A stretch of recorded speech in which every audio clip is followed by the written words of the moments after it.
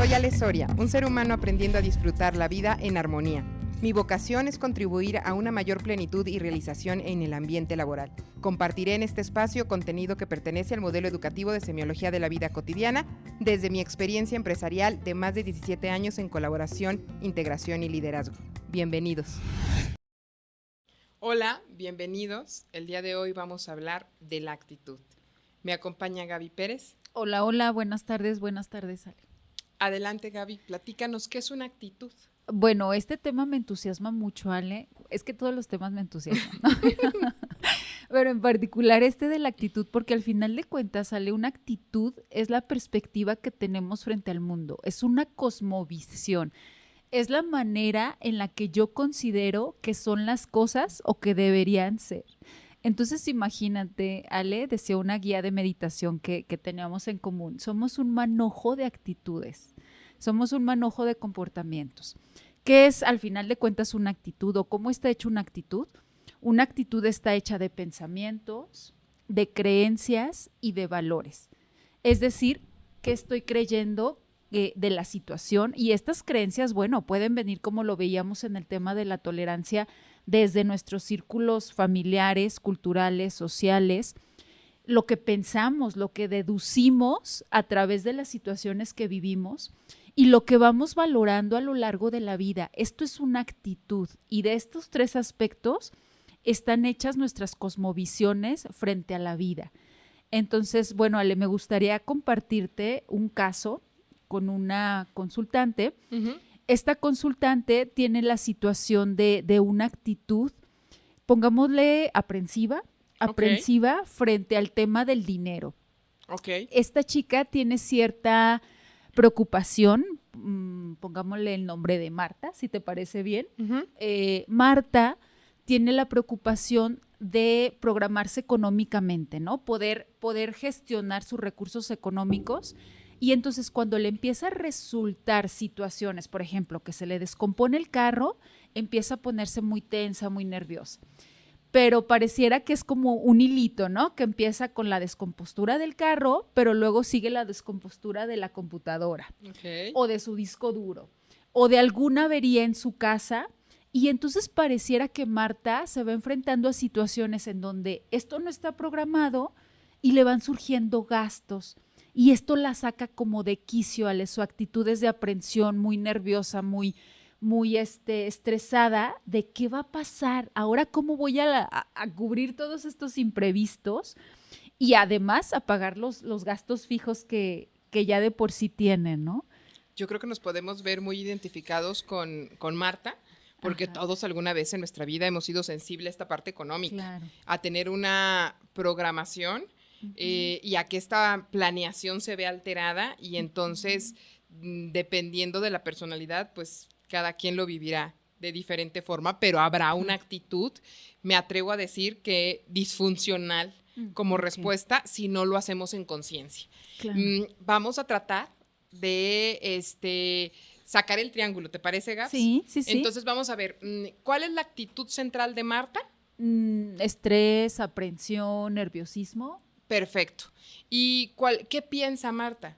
Bueno, Marta me ha compartido que piensa que no la va a librar, que no va a alcanzar Dice, bueno, estoy acabando de pagar la renta de casa, uh-huh, y ya estoy pensando en el primero del próximo mes, cuando, oye, espérate, del primero al primero hay 30 o 31 días. Claro. Entonces es como, no la voy a librar, o sea, para el otro mes no la voy a librar, como este pensamiento de no voy a alcanzar, ¿no? Claro. ¿Y qué valora Marta desde sus emociones? ¿Qué valora Marta? Ella me comparte la tranquilidad, el sentirse tranquila, el sentir que le va a alcanzar a estirar la quincena. La, ¿no?, estabilidad económica. Pues, ajá, claro. Ok. Claro. ¿Qué creencias hay en Marta detrás de este pensamiento, uh-huh, de no la voy a librar? Uh-huh. ¿O qué experiencias pasadas, claro, la llevan a configurar esto? Uh-huh.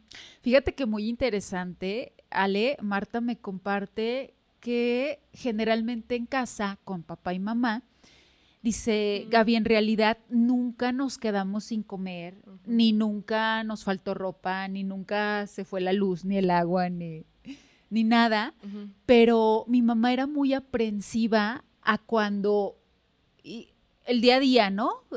Vamos a comprar, se necesita la despensa, la carne, todo esto, la comida, y entonces la mamá con esta sensación de no me alcanza. Cuando dice Marta, en realidad nunca fue mi situación, dice Gaby, siempre hubo que comer, pero era la aprensión de mi mamá la que siempre nos tenía a mis hermanos y a mí como preocupados, ¿no? Hoy sí vamos a comer o no vamos a comer, cuando en realidad siempre comían o siempre comíamos, decía Marta, ¿no? Me hiciste recordar a una consultante también que alguna vez me decía, mi mamá también creía que no le iba a alcanzar, o sea, siempre decía esto de no hay dinero, no hay dinero. Y yo de niña me imaginaba un día viviendo debajo de un puente, ¿no? O sea, ¿cómo hasta dónde llevamos como este tema, ¿no? Y bueno, pero no nos salgamos de foco del caso de Marta. Qué interesante, porque estas creencias que vienen de nuestro entorno educativo, de esta familia, de esta escuela, de esta sociedad, estas creencias son certezas intuitivas, o sea, no es nuestra experiencia, pero lo creemos a pie juntillas, ¿no? O sea, realmente no me va a alcanzar, no es la experiencia de Marta, ni siquiera la de su mamá, es el miedo de su mamá, ¿no? Que no sé cuál haya sido la historia de la abuela, y a lo mejor a la abuela sí no le alcanzaba, ¿no? Pero del miedo de la mamá, Marta aprende a que no le va a alcanzar y entonces, bueno, que no se gaste 10 pesos más en el Oxxo porque le va a desconfigurar todo, ¿no? Entonces, esta parte de Marta, creo que todos nos podemos ver un poquito reflejados en algún momento en esta cuestión de economía, que nos lleva a estos dos puntos, a darnos cuenta de que termino creyendo algo que ni siquiera es mi experiencia por un miedo que a lo mejor ni siquiera es mío, ¿no? Entonces esto es muy interesante. Y ahorita nos vamos al segundo punto, pero vamos primero elaborando esta parte de la actitud. Ok, desde que Marta se pudiera dar cuenta de esto, de lo que ella misma te ha compartido, ¿cómo crees que pudiera ir cambiando el pensamiento? Claro. Y fíjate, Ale, lo que también comparte Marta es esto que acabas de decir, ¿no? Es que en realidad siempre me ha salido. O sea, siempre he podido salir adelante y nunca tampoco he tenido, no me he quedado sin nada, ¿no? Siempre ha salido para todo. Entonces, en este sentido, Ale, justo lo que me preguntabas, ¿no? ¿Qué espejo le podría poner yo a Marta en sus pensamientos? En realidad, ¿de qué tiene miedo? Si no ha sido su experiencia de primera mano, en realidad, ¿a qué es lo peor que ella cree que pudiera pasar? Y a lo mejor en ese sentido, porque nunca le ha pasado, Ale, o sea, en realidad nunca le ha pasado. Ok, y aquí, si jugáramos a transformar este triángulo de las actitudes, y digo aquí jugar porque estamos en esta dinámica, pero en realidad es toda una elaboración a través de esta diálogo con uno mismo, donde dices, híjole, si lo aprensivo, si el estrés, si el miedo, que es lo que está al centro de este triángulo de las actitudes, lo cambio por confianza en la vida, dada ahora sí a mi experiencia, o sea, de que nunca me ha faltado, a lo mejor sí he tenido momentos difíciles, pero siempre ha habido a quién pedirle apoyo y quién pueda apoyarme, entonces, si cambio la actitud de aprensión, estrés o miedo, por la actitud de confiar en la vida, entonces, ¿cómo pudiera resolver mejor lo del, cuando pasa la eventualidad del coche o la eventualidad de la computadora? ¿Qué pensamientos pudieran acompañarla, Gaby, que fueran más funcionales para Marta? Confía en que va a salir. Confía en que la vida te va a proporcionar los medios para que puedas generar esos recursos. Creo que ese pudiera ser un pensamiento divergente. Un pensamiento divergente para que Marta le vaya cambiando ahí el chip, ¿no? El switch, claro, que es bien diferente confía en que puedes generar tus recursos o confía en que puedes pedir apoyo no me va a alcanzar. O sea, las emociones son completamente diferentes desde ahí y la respuesta a la situación va a ser completamente diferente desde ahí, ¿no?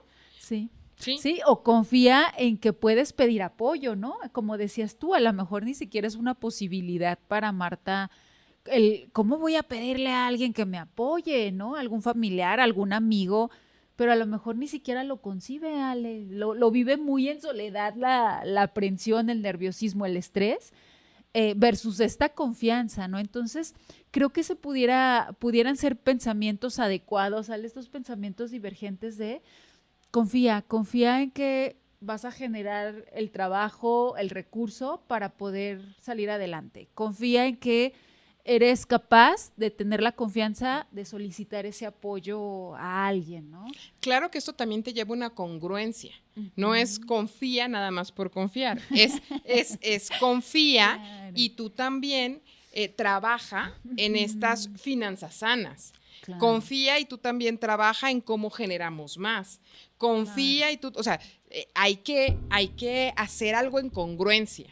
O sea, dado que asumimos o decidimos algo, lo asumimos y actuamos en congruencia a eso. Entonces, si yo voy a confiar en la vida, si yo voy a confiar en que puedo generar, por supuesto me tengo que encontrar haciendo cosas que sean congruentes a eso. Claro. ¿No? Si yo voy a pedir apoyo, pues tiene que ser congruente y el apoyo es recíproco, ¿no? O sea, hay esta parte. Entonces, esto nos lleva a otro tema muy práctico, que es la educación financiera, que hablando desde estas actitudes, al menos en nuestro entorno, me atrevo a decir que no se nos enseña de niños, así como no se nos enseña de niños cómo manejar las emociones, no se nos enseña cómo manejar las finanzas, no se nos enseña cómo comer, o sea, realmente esta parte de la nutrición tampoco se nos enseña. Y entonces, hablando en este caso de Marta, pues tal vez esto de la educación financiera, ¿no? Porque entonces, si Marta puede confiar en que puede generar más o que puede pedir apoyo y tiene como tal esta congruencia, entonces realmente se pone a generar más. Y si se le atora algo, pide apoyo. Pero también sabe, o más bien sabe manejar este tema financiero. Entonces su tranquilidad va a estar de otra manera. Claro. Pero pareciera que aquí en México el rollo es gano 10, me gasto 10, y no es que me gasto 11, ¿no? Y me traigo el déficit arrastrando, ¿no? Claro. Cuando necesitamos aprender a esencializar nuestra vida con esos 10 que tenemos hoy en presente, para que podamos hacer las cosas diferentes.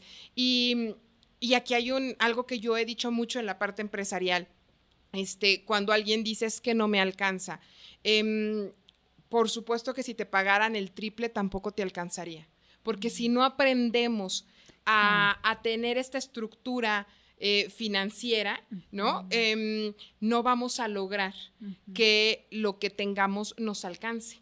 Claro. Pero no me alcanza, me quiero ir un poquito más allá, otra vez a lo que creemos de nosotros mismos. O sea, cuando creo que yo no soy suficiente, y entonces no me alcanza. Entonces, aquí viene esta otra reflexión de, así como por un lado va la educación financiera, por otro lado va esta parte de la actitud, pues también va la parte muy importante de por qué yo creo que me tengo que estar viendo en esta circunstancia. Claro. ¿Qué puedo hacer yo diferente a través de lo que yo creo de mí? Que puedo irme del no me alcanza a la suficiencia. Claro. Que puedo irme de no me alcanza a la confianza, pero en mí.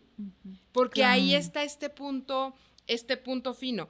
Pero, bueno, la invitación sería calibra esta emoción, calibra esta actitud. O sea, lo que hay detrás de la actitud van a ser estos pensamientos, estas creencias y estas emociones. Entonces, nosotros decimos que la emoción precede a la actitud y la actitud precede a la experiencia.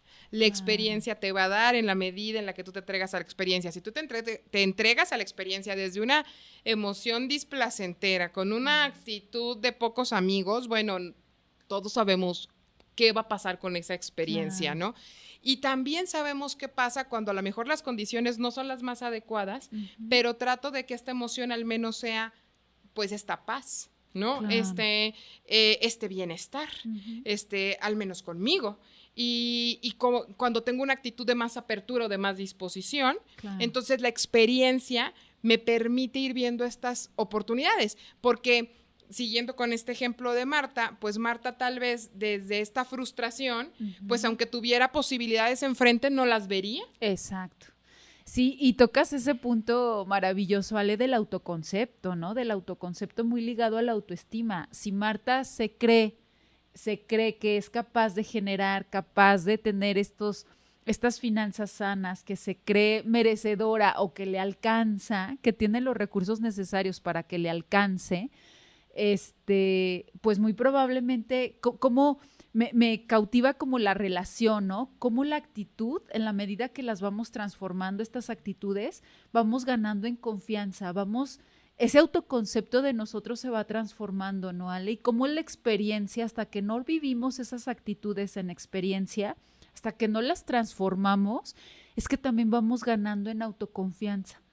Ese autoconcepto se ve transformado, ¿no? Ya cuando a lo que me refiero es cuando Marta se anime a reconocerse, a verse capaz de generar otras estrategias, de generar una salud financiera, cómo eso mismo le va a retroalimentar a ella en un autoconcepto de mayor autoestima.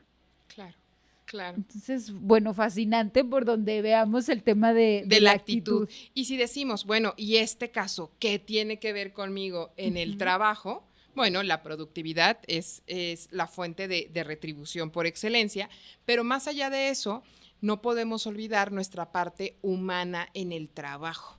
Entonces, necesitamos atender a nuestra persona y luego desplegarnos en este trabajo, en esta vocación. Ale, bueno, pues entonces dejarles la recomendación, ¿no? De estar muy atentos a sus actitudes, muy observadores de sus actitudes. ¿Cómo podemos encontrar esas actitudes? Acuérdate, es tu postura, es tu manera de responder frente a algo que te está sucediendo. Y generalmente son estas emociones que de pronto son medias desproporcionadas. Claro. Y que no nos detenemos a preguntarnos, bueno, este enojo, bueno, pues ¿qué estoy pensando? ¿Qué estoy creyendo? ¿Qué estoy sintiendo? ¿Qué estoy valorando de esta situación, no? ¿O a qué le tengo miedo? ¿O cuál es mi necesidad? Entonces, invitarlos siempre a mantenerse el modo consciente, el modo observación. Y en este caso de las actitudes, Ale, que es nuestra perspectiva frente a la vida, ¿no? Sí, puedes empezar por darte cuenta qué actitud del día de hoy te gustaría transformar.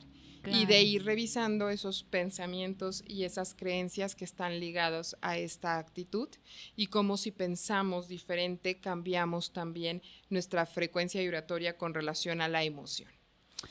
Muchísimas gracias por compartir, Ale. Gracias. Muchas gracias por su tiempo y por su presencia. Hasta luego.